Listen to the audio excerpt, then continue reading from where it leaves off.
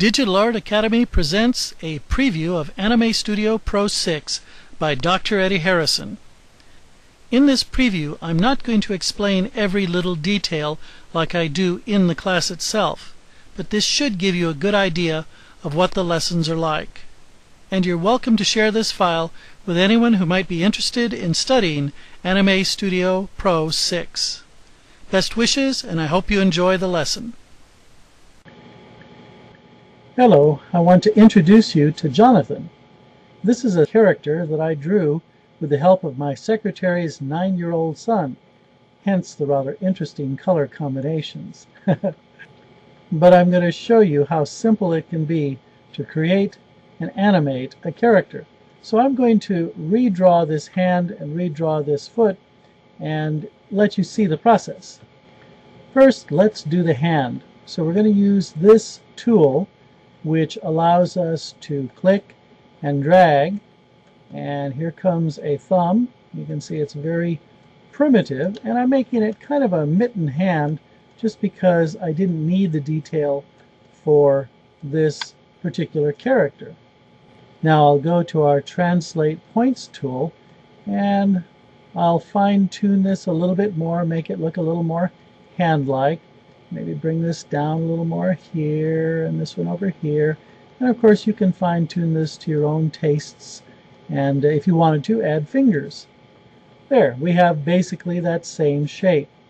Now I need to draw this shape, which is really just a rectangle. So I'm going to grab that, pull this down. It looks about the right length. Use our Translate tools here. I want to add a couple more control points.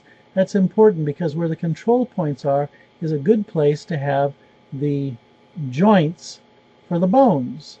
So I'm going to use our Add Point tool and just click on this spot. And there we go. Let's go to our Select Shapes tool. I'm going to switch to our basic color so we can get a real simple, quick color. Let's use that one, and let's use that one again. And there we go. Now we've got the arm done. Now, the foot is a very complex thing to draw, and it takes a lot of skill to do this. So I need to go back to our Select Shape, click on that. Now, left click on that. So I want the outside to be this bright blue. So I'm going to come up here and right click on that. Now we've got the blue. But we need it a little thicker, so we'll go ahead and increase the stroke width, bring it up to maybe 10. Let's see if that, yeah, that looks about right. And now watch how very complex this is to turn this into a foot. I'm going to grab here and boy, there it is. Now we're going to come back and do the simple shape here again, except now we're too wide, so we'll use our Select Shape.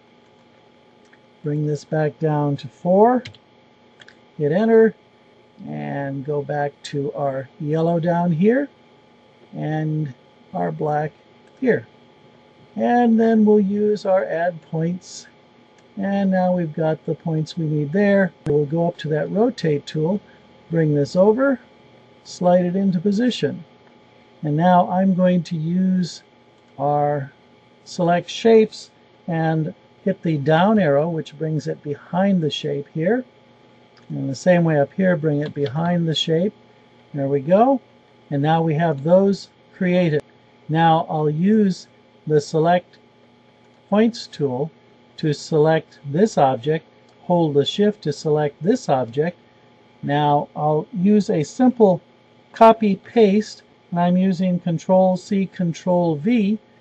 And now this tool to flip it over. Now it's automatically gone to the Translate Points, so there I have the two legs. And that's the same process I could use up here to do the same thing with the arm and to put it in place. I'm going to use this arm and this leg just because they're the perfect size and I don't have to resize these and take more time. Now I've been doing all this drawing on the Jonathan layer. That's where the body is. The hat is on a separate layer. And then I have a background here. But I've put the hat and the body into a bone layer. and that will allow us to add bones when we're on that layer. Notice you see bones showing in this arm and in this leg. And we're going to add them over here so you can see how that's done. Now remember these control points here as I switch to the bone layer, and now I will first select this bone because I'm going to parent these bones to each other. So I'm going to draw here knowing that that's about where the control points are, and then here, and then again here. And we've added bones to that particular object. I do have to turn down the bone strength, which is much too strong here, and you can even see as I'm doing this, I'm affecting some of the objects over here, and they change as I turn the bone strength down. And that's the amount of influence that that bone has on the objects around it. Now we've got those same control points here. I'm going to switch over to the bone. I'm going to first select that body bone, so we parent these new bones to that. And I'm going to draw these in and draw this in, and we're done adding the bones. And then I'll turn down that bone strength. So there we've added bones. Now I'll go to the offset bone tool, and what I do is I grab this major one and pull it up to where I want it to be. In the same way here, bring it down to where I want it to be. And now it's ready for animation. Now I'm going to move to frame 1 here and use my Manipulate Bones tool to bring this arm down. I've actually added animation to the other bones already, and I'll move that there. Then we'll go ahead and move forward to 12 here, frame 12, and move the whole arm up to that point. Now we'll move over 6 frames, and I'm going to wave that hand just a bit.